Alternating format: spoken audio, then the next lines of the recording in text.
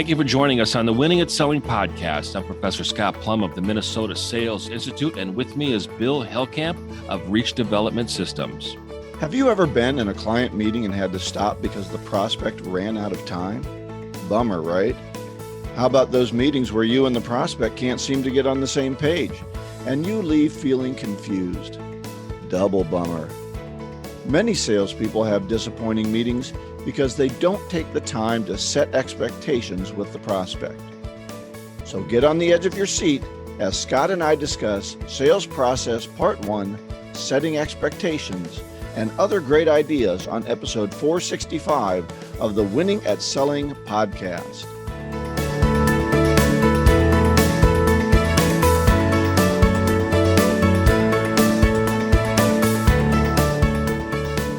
Before we get into that, we're going to talk about the book, Let's Get Real or Let's Not Play. We are on chapter 4, which is qualifying resources.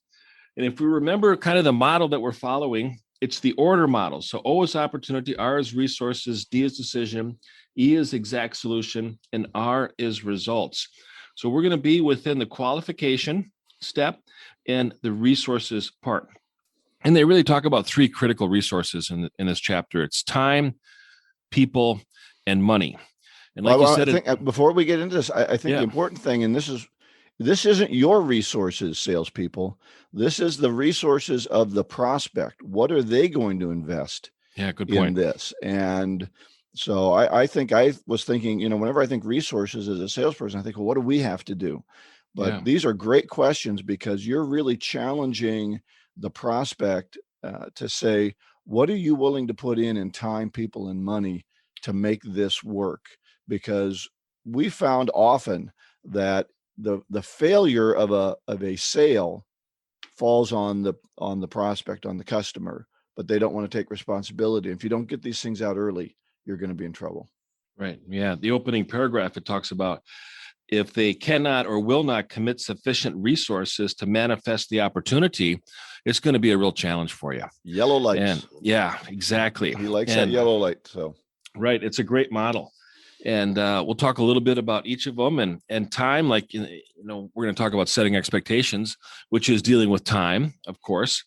And is it timing too soon? Is it too far into the future, or is the time undetermined? And we really need to find that out when we're working with a prospect to find out the timing of it. Why are we doing it now? Why don't we wait? Why didn't we do it last month? And this is going to really help us uncover the urgency and the motivation, because that's what's going to keep the entire process moving. If we don't uncover the motivation and the urgency, then we're wondering, when are we going to start? When are we going to implement it? When are we going to be done? When are we, as a salesperson, able to allocate our time in another area and filling our pipeline with new prospects too? Not only that, but I think it's very important to understand why they want to wait. One of the big challenges that you and I are given, what do we do when the client wants to wait? Well, they want to wait because you haven't developed that urgency and you haven't found out what their timeline is. One of the examples he uses in the book, he says, this is a $10 million problem. Why do you want to wait 3 years or 3 months? Yeah. Right? Why are you waiting? This doesn't make any sense to me. And those kind of challenging questions force that prospect to reveal some things that are going to help you. This is in the book. It's helpful to find out what is driving that date. It may be political, financial, or organizational circumstances unrelated to the project timeline that we can help meet without compromising timely delivery. And I found it really interesting that those 3 reasons: political, financial, or organizational circumstances.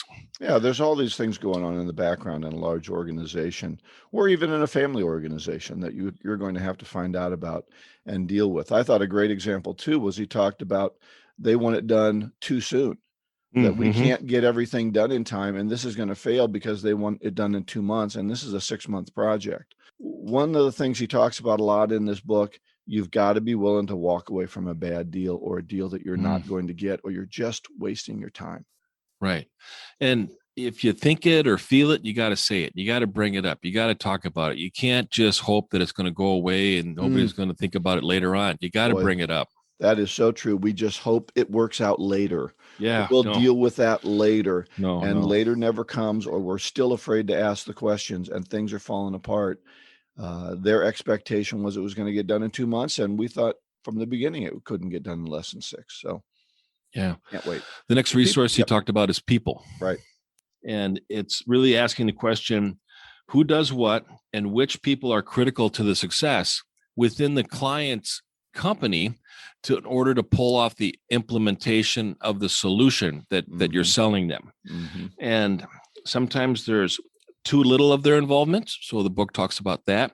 And sometimes there's too much of their involvement. And the book talks a little bit about that on both sides. Yeah, I find that very important to get this people question out for the work that I do, because I'm consulting. So I need to have those interviews with people. And if those people can't be made available to me, I can't get the information that I need to help them make a decision. So it's very important that this people question come out. If you need resources within that company, if you need people to work on a project, let's say you're going to be doing some kind of a computer update. Well, how stretched is their IT department already? Can they give you the people you need, or are they just so busy doing everything? And the expectation is, well, the vendor will do it all for us. Right. And that's where you really find out who's buying in and who's not. Right. Because that's where those people could really slow a project down. You get in that first interview, it's like, you talk to Larry, he's such a dick, we're not going to do anything. Easy. Yeah.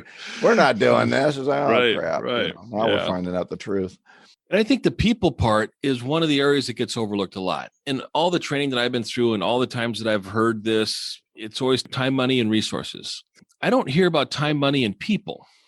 And I've learned that when I work with an organization, it is very important for people in the organization to be involved. And it's not brought up as much as it should be in the implementation of a solution. So we really need to keep that. Yeah, we really need to keep that. Half of the work that we do in these conversations is to get buy-in from a broader and broader scope of people. So if you're in sales and you're hoping that the one person you talk to is going to deliver your message out there to the group, you're using hope as a strategy once again. Mm-hmm. Moving on to money.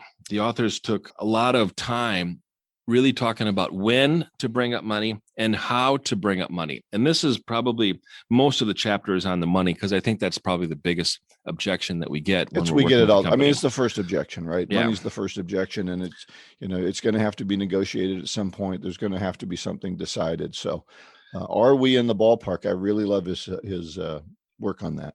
Yeah. And he uses a great 3-part step to go through each of the objection after he clarifies it, qualifies it a little bit more, really paraphrases it, make sure that he understands what the prospect is talking about. And the 3 parts are, I don't know how much this will cost you, but every client situation is unique. However, other companies in similar situations successfully achieve the results that we're talking about tend to invest between X and Y. Can you see yourself falling somewhere within that range?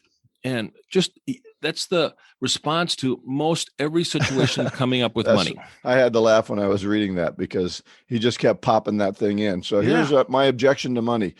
Well, most people find that if they're going to, he just did it over and over and over again.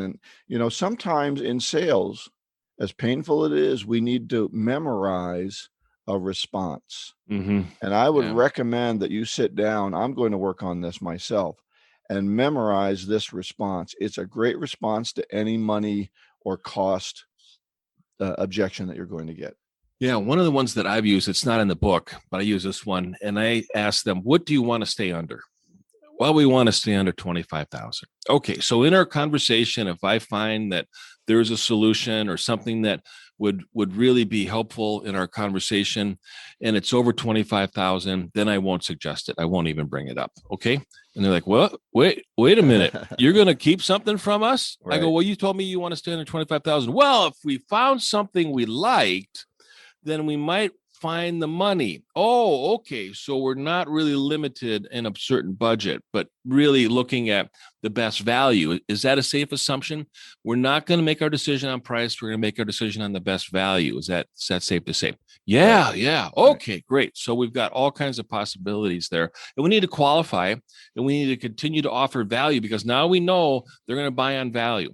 And we know as a salesperson that value is a formula. It's cost, consequences, and risk minus the price of our solution equals value. So as long as we keep building on the cost, consequences, and risk, we're going to be able to establish more value in our solution. Yeah, I think it's important. I like to ask the ballpark question. What's kind of a ballpark figure you're thinking about? What's your prospective budget on this, and get an idea on that. And if it's really low, then I'm going to have to really work harder to find what their cost of not making this decision is.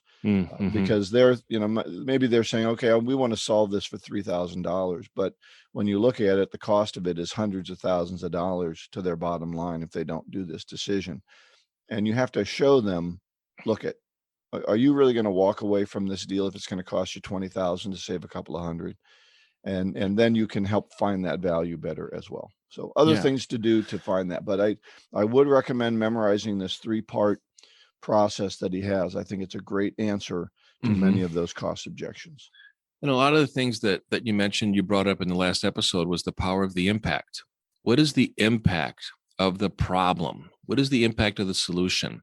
Personally, and business and financial reasons too for the company. But if we can really establish what is the impact, I think it's going to make the prospect feel more comfortable seeing the impact and committing to solving the impact or avoiding it in the future. So what you're saying is, if the customer says, I need something, and you pull out your catalog and start showing it to them, you're probably not asking enough questions to find out the impact. Right. Yeah. So salespeople, ask more questions, really write them out, really prepare them. This type of conversation has got to be prepared. And I would even say practiced with someone else at your organization. If you're not practicing with each other, you're going into those sales calls that might be worth $500,000 totally unprepared. Talking about money and the objection of money is the difference between value and logistics. And I've never heard this, I read this book before, but I forgot about this part. But his value is they feel like, are they getting the best price?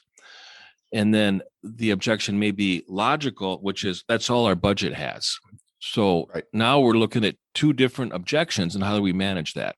I can't say how much I like this book. I wish I'd read it years ago. And if you're haven't picked this book up, go out and get it. This segment has been brought to you by the Jumpstart Sales Coaching Program, presented by your host of Winning at Selling podcast. Every professional athlete has a coach, someone to assist and advise. Tiger Woods had 4 swing coaches so that he could stay at the top of his game. What would you like to improve or overcome in the next year? Perhaps as a salesperson, you want to be more productive with your prospecting, overcoming objections, or delivering more effective presentations. As a sales manager, you want to create a spark within your sales team with a new message, a refreshed approach to starting new conversations with prospects, or you are looking for market-ready strategies to increase revenue and shorten the sales cycle with your existing team. Or as a business leader, you want to transform the sales culture and your value proposition for the new marketplace. Whatever your reason, this is the perfect time to engage with an experienced sales coach. That is why your hosts of Winning at Selling podcast, Professor Scott Plum and Bill Hellkamp, have developed the Jumpstart Sales Coaching Program.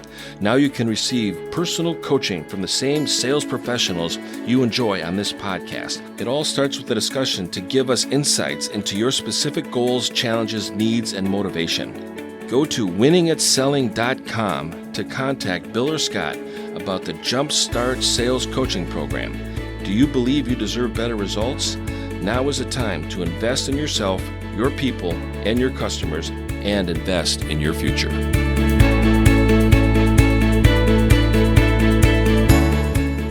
All right, let's talk about our key topic. We are going through a 10-part sales process.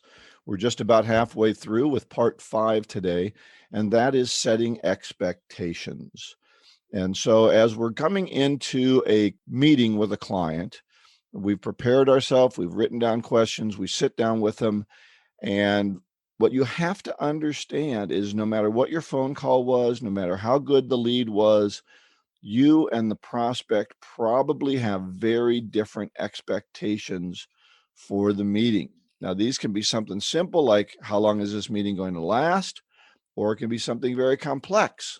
Will this person be able to solve my problems that I give them?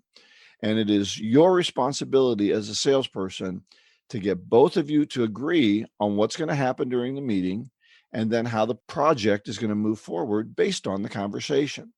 So it's all about setting expectations. So I have just about 4 or 5 things that I like to set expectations in. I think your list is a little bit longer, but the first one that I talk about is the meeting time. Mm-hmm. And the reason you should ask about meeting time is so you don't get cut short before you're done, or worse, overstay your welcome, because when they're picking you up by the shoulders and walking you out of their office, they've kind of had it with you. So the question that I usually ask is something like, Larry, when we spoke on the phone, we agreed to meet for 45 minutes. Now, does that still work for you? Do we need to end earlier today? Right. Great question. And another reason why this is so important is if you don't establish the meeting time, how much time you're going to be spending together, in some cases, the prospect's going to be asking you a ton of questions. You want to be able to build rapport. You want to demonstrate your knowledge and how much you know, and you're going to be answering a lot of questions. Then the prospect says, well, my time is up. Thanks for coming in. I really learned a lot. We'll get back to you if we have any questions. All of a sudden, wait a minute. Right. I didn't have a chance to ask any questions. That's right. Like, well, because you didn't establish the time. So that's why it's really important to do that. So one of the areas that I have on my list is the outcome. What is the predetermined acceptable outcome? So we say, okay, well, we've established 45 minutes. Suppose that 45 minutes has gone. What would you like to have achieved at the end of that meeting? So we've got kind of an idea on an outcome and what is their agenda. So it's kind of a combination question. An acceptable outcome, and there's really 5 of them. There's a yes, we're going to continue. There's a no, there's not a fit. There's a clear future where something is going to happen. There's a lesson that you're going to learn where you're going to be able to apply something different the next time that you get into a conversation with a prospect. And then the last one is there's a referral. And can we ask for a referral? Absolutely. If they never hire us, can we ask for a referral introduction? Absolutely. So we can always ask, I really enjoyed our conversation. Is there anybody else that you know that you might feel comfortable introducing me to? As you bring that up, I found that a lot of times I'm not only setting expectations at the beginning of the meeting, but I'm also setting some expectations at the end of the meeting. So don't get yourself into a bind, listeners, that you think, okay, all this has to happen at the beginning. Sometimes it's happening at the end as well.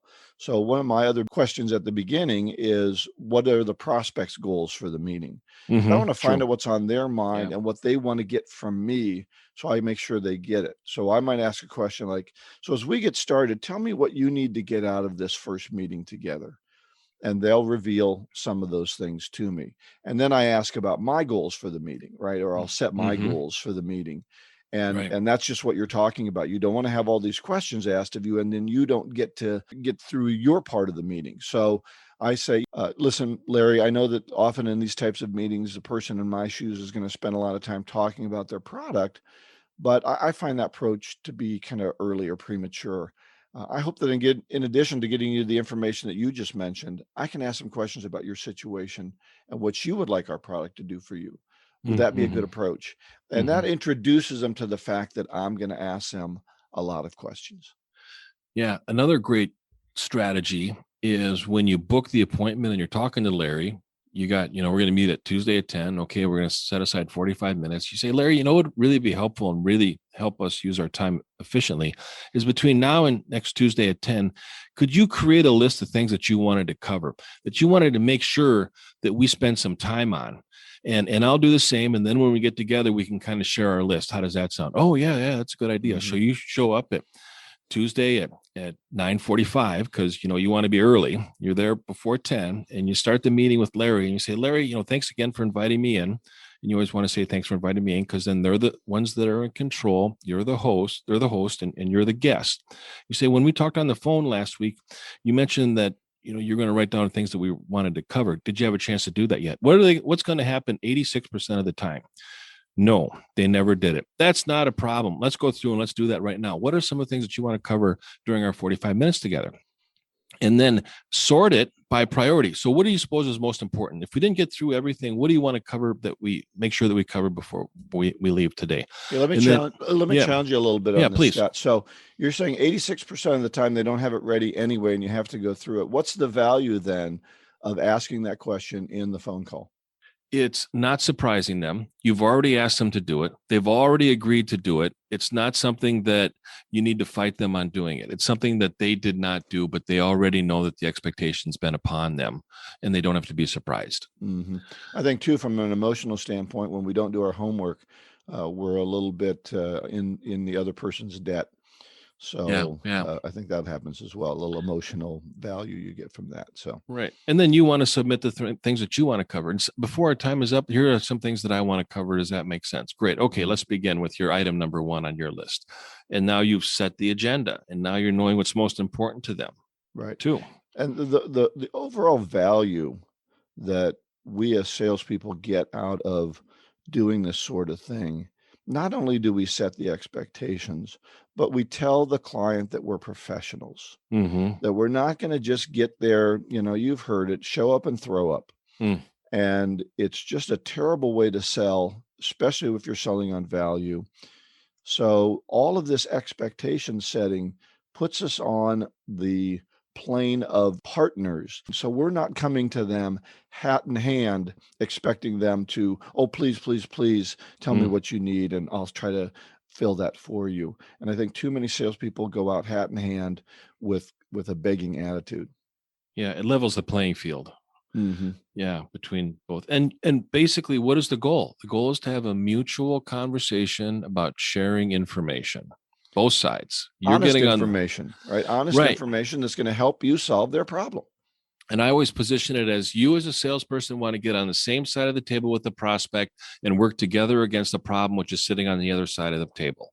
And when you're working together against the problem, you're in alignment, you're collaborating, and you're working together. And I love that scenario when you can visualize it and you can see a salesperson and a prospect really battling a problem. Right. And I know, Scott, you really hate it when a salesperson assumes there's a problem, right? That you have a problem that we have to solve. And by setting these expectations, especially finding out what they want to get out of the meeting, if they say, well, I have this problem, or I have this issue, well, now they've told you, and now it's something that we can address rather than assuming they have a problem that we're going to help them with. Yeah. And another question that you might want to ask towards the end of the meeting as you start to figure out what the next step is to find out how they go about making decisions around here. How do you go about implementing a change like this? How have you done it in the past? Who else is usually involved? Have you ever worked on a project that didn't go as well as you'd like it to? Let's work together to avoid that from happening. Does that make sense? Yeah. Perfect. Okay, good. So now you're getting the prospect to share a lot of information with you, go through some of the history of things that didn't work out well, giving you an idea on the people and process that they're going to go through when they make the decision. Because there's going to be a time where you get a little farther down the sales cycle and you're going to start asking these questions, and they're not going to be as forthcoming with information because they want to maintain control. But if you're sharing information and you're sharing control, this is where you can get that process and people involved. I think one of the things I want to establish early on, and then I repeat this near the end, and that is the idea of we won't solve this today. Now, the reason I want to bring that up is I think it gets rid of a lot of the questions about what would you do if, because we don't usually have enough information to answer what we would do if, and that's what the whole purpose of the meeting is. And then the way I follow it up at the end is I do what I call saving the solution. Even if I have a pretty good idea of what the solution might be or how we might solve this problem, I don't try to give them a framework of a proposal in my first meeting. What I say to them is, Larry, I really appreciate all this information. I have a lot of things that I want to think about and absorb in the issues that you talked about. So let me get together with some of the people that I work with, some of the key people, and we'll put together a framework of a proposal, and let's set a time to come back and let me discuss that with you. And I think that saving the solution increases the value of the solution because it's not just something off the top of your head. And that's right out of our book too, is move off the solution. In the qualification, the structure of the conversation is move off the solution. If we go back to the challenger sale, what was the line in the challenger sale?